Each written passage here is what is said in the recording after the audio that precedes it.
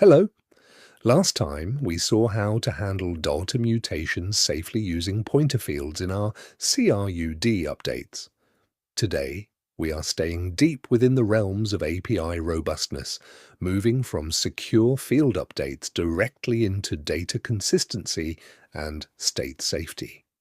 We are going to tackle two crucial back-end vulnerabilities, preventing application panics and balance corruption in transaction handlers, and defending against data races where simultaneous database writes conflict and data vanishes into thin air. To solve these efficiently, we'll lean heavily on the DVL AI chat, using prompt engineering to inspect our codebase, isolate the bugs, and build production-ready fixes. Let's jump straight into it. First up, let's fix a banking API that completely cracks under pressure.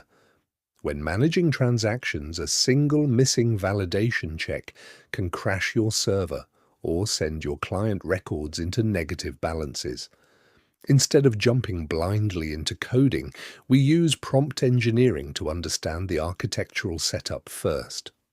We fire up the DVLAI chat and prompt, where are the API routes and what do the data models look like for the account system?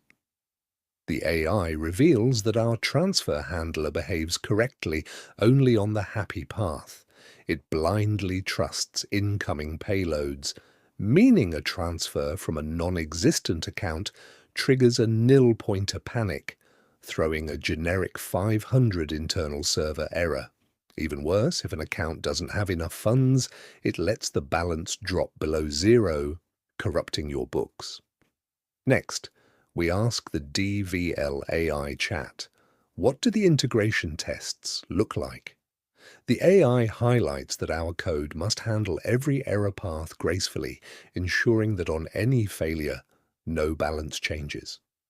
Let's look at how to build an atomic validation strategy that checks everything first and mutates last.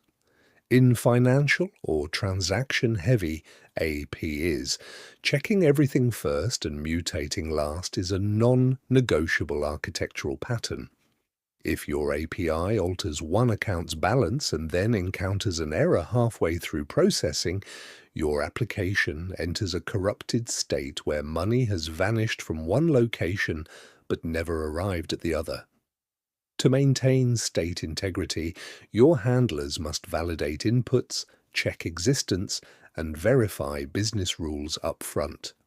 Only after every guard clause passes completely can you safely apply mutations to the underlying data store. Let's see how we implement this inside our Go handler.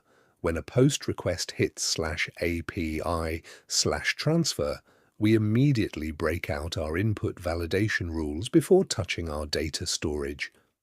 Once basic input constraints are verified, we apply a thread-safe mutex lock.